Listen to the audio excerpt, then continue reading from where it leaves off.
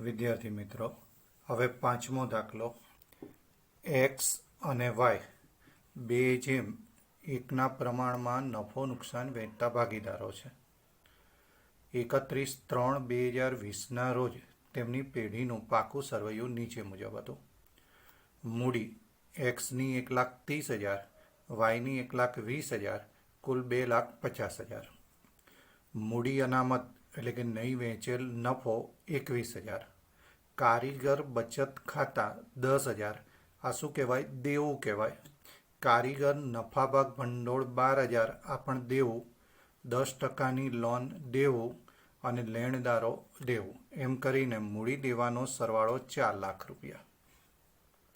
સામે પાઘડી, અહીંયા જૂની પાઘડી આપણને 30,000 આપી છે, જે જૂના ભાગીદારો જૂના પ્રમાણમાં વેચી લેશે. મકાન 2 લાખ, ફર્નિચર 40,000, સ્ટોક 26,000, દેવાદારો 24,000 અને રોકડ 80,000. હવાલામાં 1/4/2020ના રોજ તેઓએ ઝેડને નવા ભાગીદાર તરીકે નીચેની શરતોએ દાખલ કર્યો. નંબર 1, નવું નફા નુકસાનનું પ્રમાણ 3/5/1 છે. ઝેડ મૂડી તરીકે 50,000 રોકડમાં લાવશે.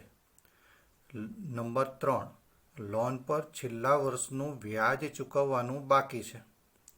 નંબર 7, વાયના અંગત ખર્ચના ચૂકવેલ ₹8,000 નફા નુકસાન ખાતે ઉધારેલ છે. પુનર્ગઠન ખર્ચના ખર્ચા 12,000 એક્સે ચૂકવેલ છે. પાઘડીનું મૂલ્યાંકન 2,70,000 કરવામાં આવ્યું. ઝેડની મૂડીને પાયા તરીકે રાખી એક્સ અને વાયની મૂડી નવી પેઢીમાં નવા નફા નુકસાનના પ્રમાણમાં રાખવી અને જરૂરી હવાલા ચાલુ ખાતામાં નાખવા. જરૂરી ખાતા અને નવી પેઢીનું પાકું સરવૈયું તૈયાર કરો.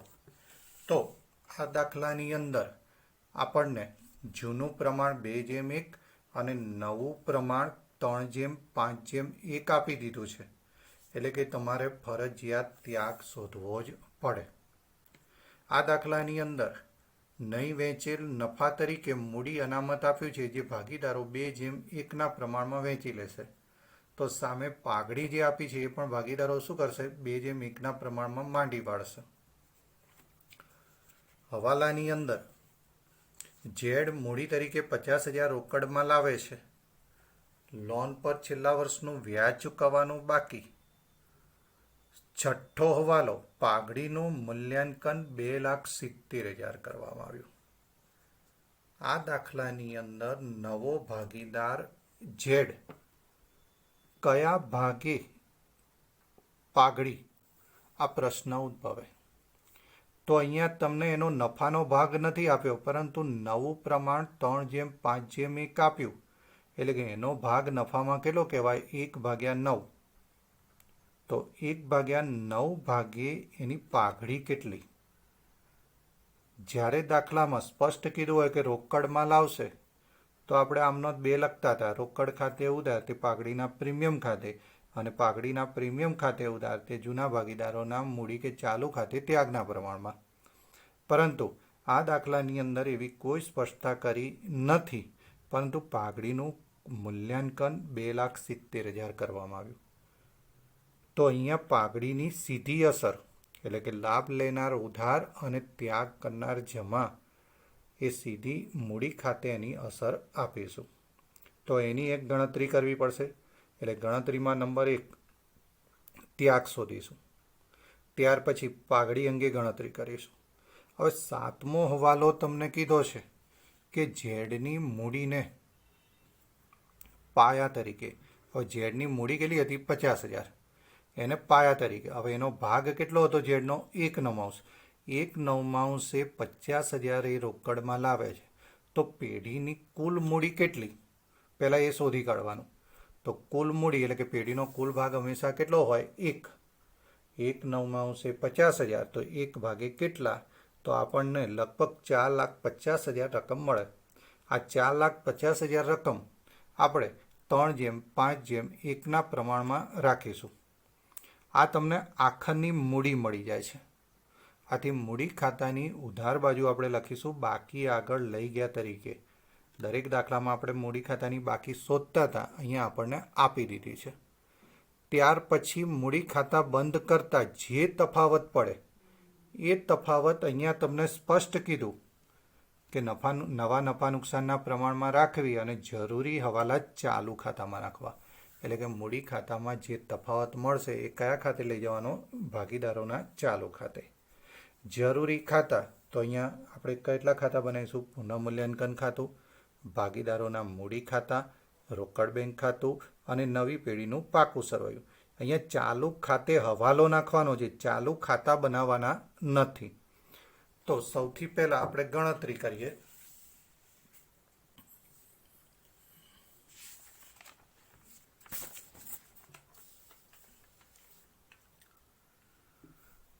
તો ત્યાગનું પ્રમાણ સૌથી પહેલું શું ગણીશું? ત્યાગનું પ્રમાણ. તો એક્સ અને વાય, ત્યાગ જૂનો ભાગ માઇનસ નવો ભાગ. તો જૂનો ભાગ આપણને કીધું હતું જૂનું પ્રમાણ 2:1 એટલે કે 2/3 1/3. નવું પ્રમાણ કીધું હતું 3/5 એટલે કે કુલ 9, તો 3/9 5/9. લસા લઈએ તો 9 તારી 27. તો બંનેમાં લસા કેટલો લઈશું? 27. ચોકડી ગુણાકાર તો 9 દુ 18, 3 તારી 9. તો 18માંથી 9 જાય તો 27. તો 18માંથી 9 જાય તો 9 અને છેદમાં 27ના 27 એટલે કે આપણો ત્યાગ કેટલો આવ્યો? 9/27. વાયમાં લસા લીધો 27, ચોકડી ગુણાકાર 9 × 9, 3 × 5 15 એટલે કે 9માંથી 15 જાય તો -6/27 એટલે કે લાભ મળ્યો. હવે આને જો ભાગ ચાલતો હોય તો ચલાવી જોવાનો. તો 3 ભાગ ચાલે, 3 તારી 9 અને 9 તારી 27. તો 3/9 અને આને ભાગ ચલાવીએ 3 તો 3 દુ 6 અને 9 તારી 27. એટલે કે એક્સ નામનો ભાગીદાર ત્યાગ કરે છે, વાય નામનો ભાગીદાર લાભ મેળવે છે. જ્યારે નવો ભાગીદાર ઝેડ પણ શું કરે છે? લાભ મેળવે છે. એટલે કે આ દાખલાની અંદર ઝેડ એક તો પાઘડી રોકડમાં લાવતો નથી. જૂના ભાગીદારમાંથી એક ભાગીદાર ત્યાગ કરે છે, બીજો ભાગીદાર લાભ મેળવે છે. એટલે કે બે ભાગીદારો અહીંયા લાભ મેળવશે અને એક્સ એ બધો જ લાભ શું કરશે? ત્યાગ સ્વરૂપે લઈ જશે. તો પાઘડીની આમનો જ લખીએ તો સૌથી પહેલાં લાભ મેળવનારની પાઘડી શોધવી પડે. તો કુલ પાઘડી હતી 2,70,000. ઝેડનો નફામાં ભાગ હતો 1/9. તો 2,70,000 ગુણ્યા 1/9 બરાબર 30,000. એવી જ રીતે અહીંયા વાય પણ લાભ મેળવનાર હતો. તો વાયના ભાગની પાઘડી 2,70,000 ગુણ્યા 2/9 અથવા 6/27 કરો તો પણ જવાબ કેટલો આવશે? 60,000. હવે પાઘડીની સીધી અસર શું આપવાની? તો કે લાભ લેનાર ઉધાર અને ત્યાગ કરનાર જમા. તો લાભ લેનાર કોણ હતા અહીંયા? એક તો નવો ભાગીદાર ઝેડ અને જૂનામાંથી વાય. તો ઝેડના મૂડી ખાતે ઉધાર, વાયના મૂડી ખાતે ઉધાર અને આ બંનેના ભાગની પાઘડી કોને મળશે? એક્સને. તો તે એક્સના મૂડી ખાતે. તો 30,000, 60,000 અને 90,000. તો આ વાત થઈ પાઘડીની. ત્યાર પછી બધા જ ભાગીદારોની મૂડી શોધવાની હતી, કારણ કે ઝેડના ભાગની મૂડીને પાયારૂપ ગણીને બાકીના બંને ભાગીદારોની મૂડી શોધવાની હતી. તો ભાગીદારોની આખરની મૂડી શોધવા માટે શું કરીશું? તો અહીં ઝેડની મૂડીને 50,000 ને પાયારૂપ ગણી બાકીના ભાગીદારોની મૂડી નવા પ્રમાણમાં રાખવાની. તો અહીંયા ભાગ લઈશું અને મૂડી લઈશું, ત્રિરાશિ મૂકીશું. ઝેડનો નફામાં ભાગ હતો 1/9 અને એની મૂડી હતી 50,000 રૂપિયા. પેઢીનો કુલ ભાગ કેટલો? તો કે 1. 1 ભાગે મૂડી કેટલી? તો 1 ગુણ્યા 50,000 ભાગ્યા 1/9. આ 1 ઉડી જાય. હવે 9 શું થઈ જશે? ભાગાકારના બદલે ઉપર ગુણાકારમાં આવી જશે. એટલે કે 50,000 ગુણ્યા 9 બરાબર 4,50,000. પેઢીની કુલ મૂડી કેટલી આવી? 4,50,000. કુલ મૂડી 4,50,000. નવું પ્રમાણ આપણું હતું 3/5/1.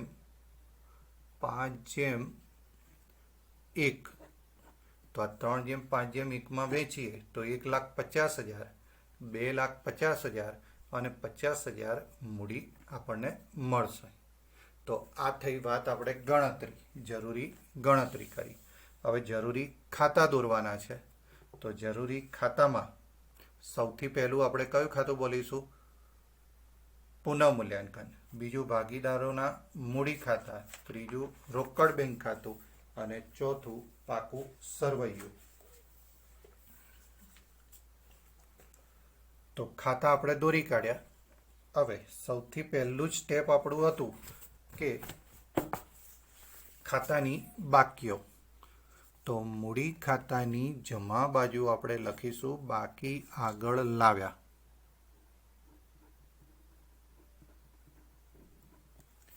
જે આપણને બાકી આપી હતી 1,30,000 અને 1,20,000 ઝેડમાં ડેશ. જ્યારે રોકડ બેંકની બાકી આપણને આપી છે 80,000. તો રોકડ બેંકની ઉધાર બાજુ આપણે લખીશું બાકી આગળ લાવ્યા.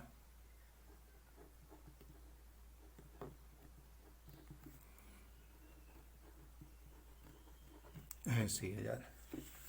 ત્યાર પછી નહીં વેચેલ નફો નુકસાન ભાગીદારો જૂના પ્રમાણમાં વેચી લે.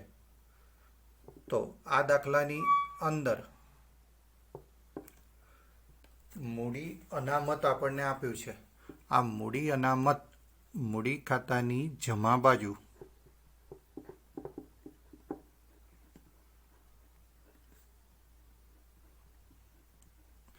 મૂડી અનામત આપણને આપ્યું હતું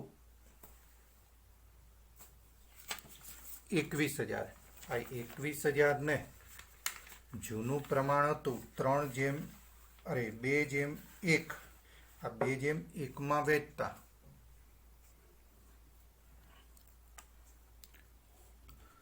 14,000 અને 7,000. જ્યારે સામે તમને જૂની પાઘડી આપી હતી. આ પાઘડી પણ ભાગીદારો શું કરે? જૂના પ્રમાણમાં માંડી વાળે. તો મૂડી ખાતાની ઉધાર બાજુ પાઘડી ખાતે પાઘડી આપી છે 30,000. 2:1 વેચીએ તો 20,000 અને 10,000. તો એક્સમાં 20,000 અને વાયમાં 10,000.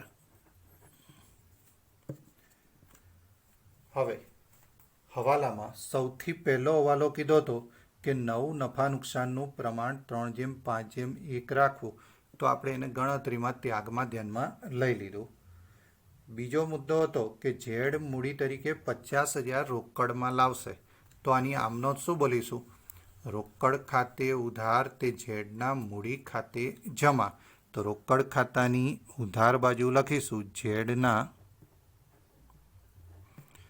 મૂડી ખાતે 50,000 અને મૂડી ખાતાની જમા બાજુ આપણે લખીશું રોકડ ખાતે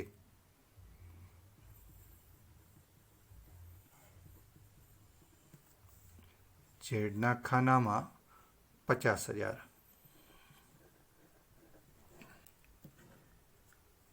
ત્રીજો હવાલો હતો લોન પર છેલ્લા માસનું વ્યાજ છેલ્લા વર્ષનું વ્યાજ ચૂકવવાનું બાકી છે.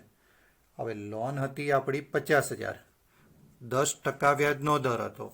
તો 50,000ના 10% 5,000 રૂપિયા વ્યાજ ચૂકવવું પડે. આ વ્યાજ ચૂકવીએ તો ખર્ચ વધે, નફો ઘટે. આથી પુનઃમૂલ્યાંકનની ઉધાર બાજુ ચૂકવવાનું બાકી લોનનું વ્યાજ 5,000 અને આ ચૂકવવાનું બાકી જે વ્યાજ છે એ શું કહેવાય? દેવું. તો નવા પાકા સરવૈયામાં મૂડી દેવા બાજુ આપણે લખીશું ચૂકવવાનું બાકી લોનનું વ્યાજ 5,000.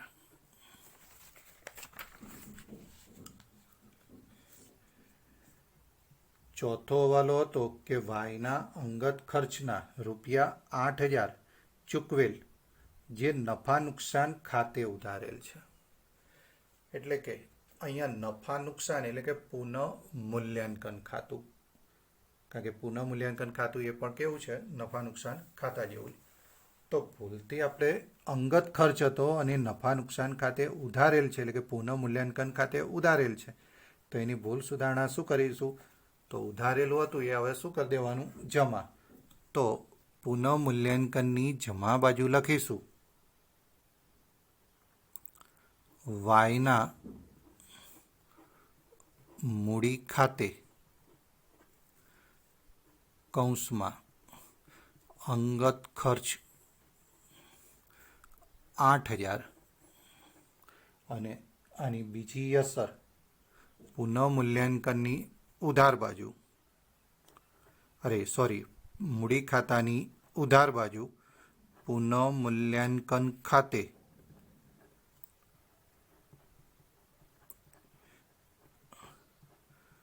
અંગત ખર્ચ. હવે વાયનો હતો તો વાયના ખાનામાં 8,000. પાંચમો વાલો હતો કે પુનર્ગઠન ખર્ચના 12,000 એક્સે ચૂકવેલ છે. તો પુનર્ગઠનના ખર્ચના જે ચૂકવ્યા તો ખર્ચ વધ્યો, નફો ઘટે.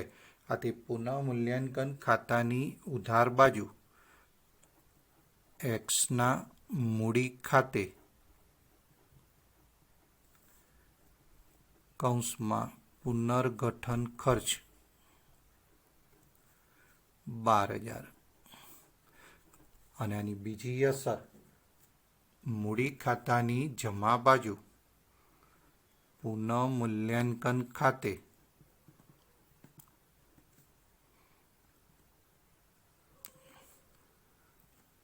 કૌંસમાં પુનર્ગઠન ખર્ચ એક્સ હતો તો એક્સના ખાનામાં 8,000. સોરી, 12,000 હતા.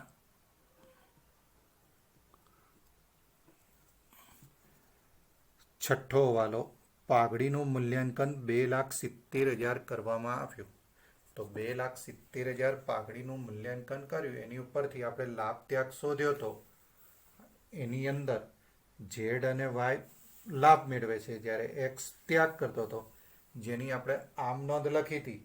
ઝેડના મૂડી ખાતે ઉધાર 30,000, વાયના મૂડી ખાતે ઉધાર 60,000, તે એક્સના મૂડી ખાતે 90,000. તો આની આપણે મૂડી ખાતામાં ખતવણી કરીશું. તો મૂડી ખાતાની ઉધાર બાજુ ઝેડની અંદર 30,000,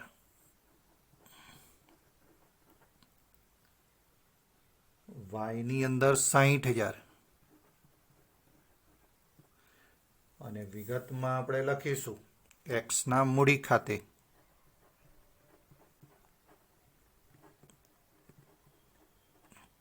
કૌંસમાં પાઘડી, જ્યારે મૂડી ખાતાની જમા બાજુ એક્સના ખાનામાં આપણે લખીશું 30,000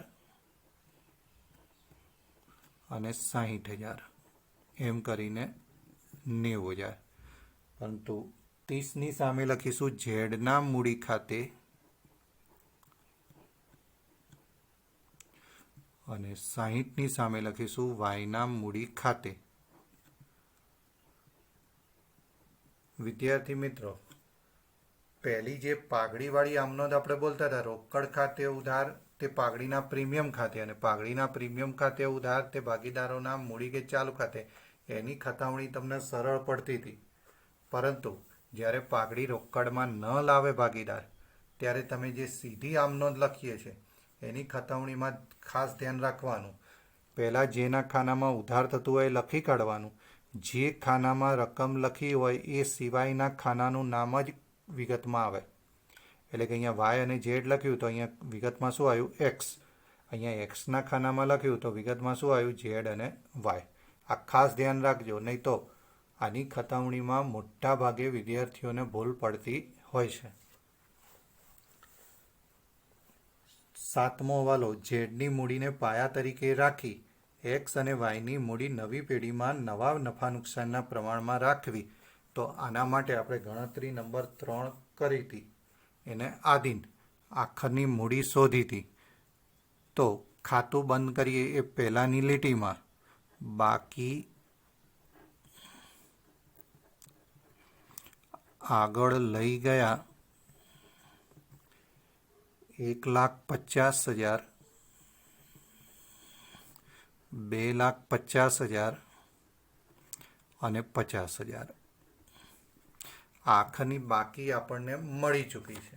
આની બીજી અસર પાકા સરવૈયામાં મૂડી દેવા બાજુ મૂડી ખાતામાં લખીશું 1,50,000, 2,50,000 અને 50,000,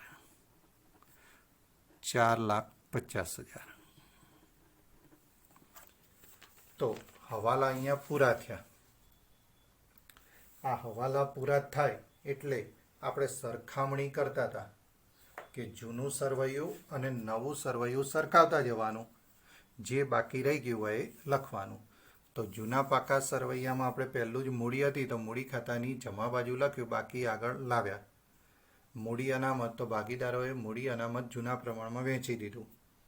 કારીગર બચત ખાતા એ હજી સુધી આવ્યું નથી તો એને નવા પાકા સરવૈયામાં આપણે લખીશું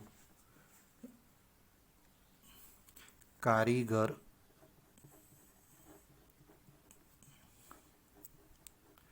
બચત ખાતા 10,000. કારીગર નફા ભાગ ભંડોળ એ પણ બાકી છે તો એનું એ જ કારીગર નફા ભાગ ભંડોળ 12,000. 10% બેંક લોન એ પણ બાકી હતું 50,000, કારણ કે ઉપર એનું વ્યાજ આવ્યું હતું, લોન આવી નથી. અને લેણદારો 57,000.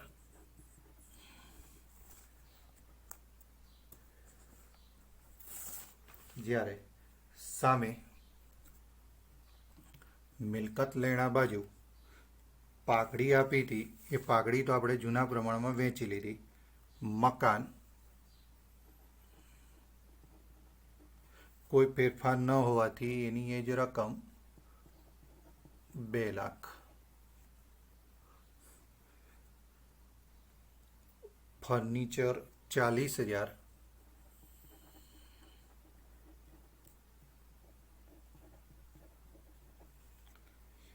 સ્ટોક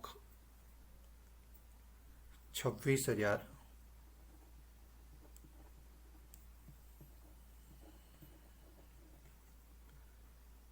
દેવાદારો 24,000.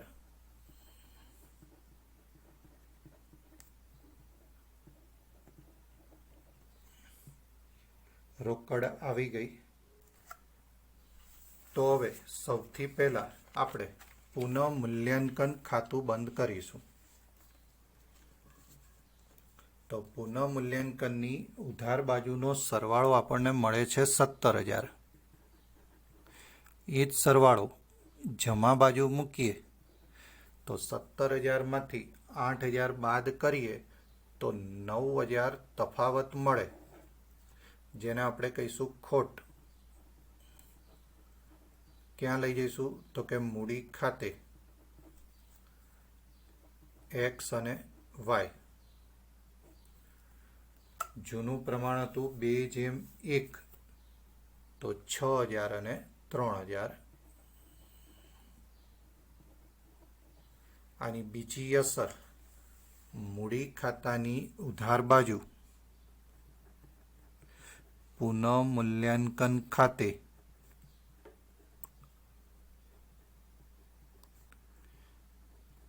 કૌંસમાં ખોટ 6,000, 3,000. હવે મૂડી ખાતા બંધ કરીએ તો એક્સની પહેલી વાત કરું તો એક્સમાં કઈ બાજુ સરવાળો વધુ મળે છે? તો જમા બાજુનો સરવાળો આપણને વધુ મળશે.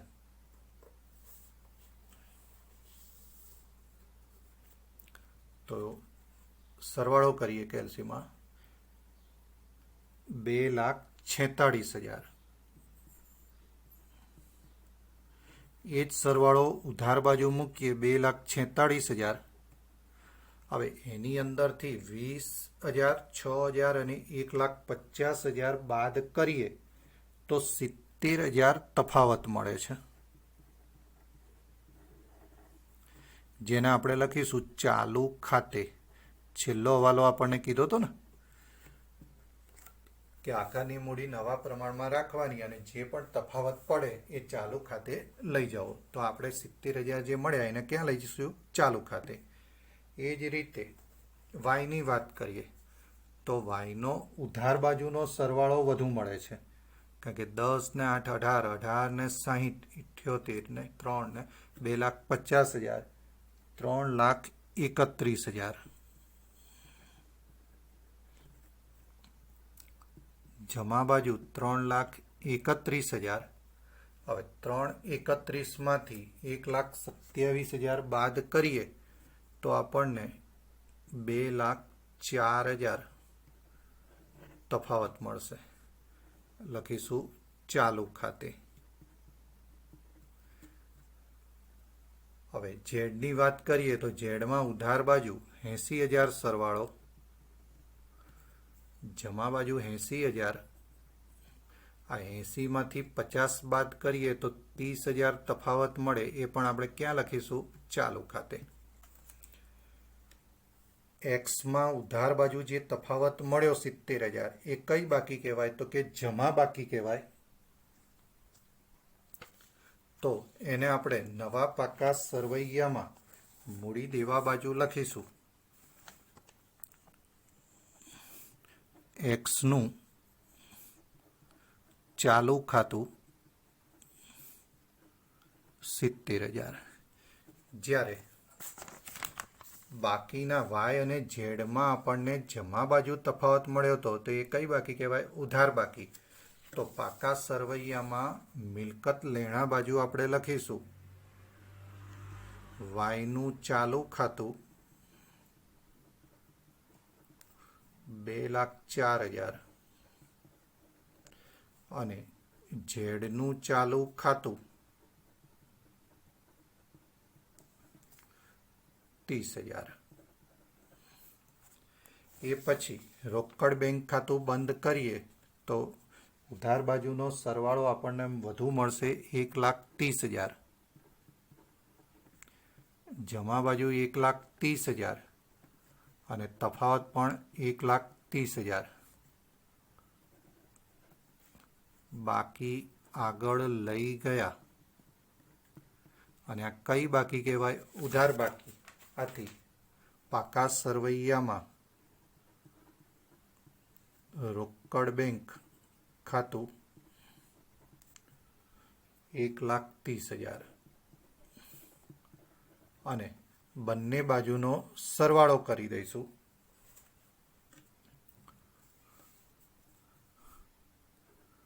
$6,54,000.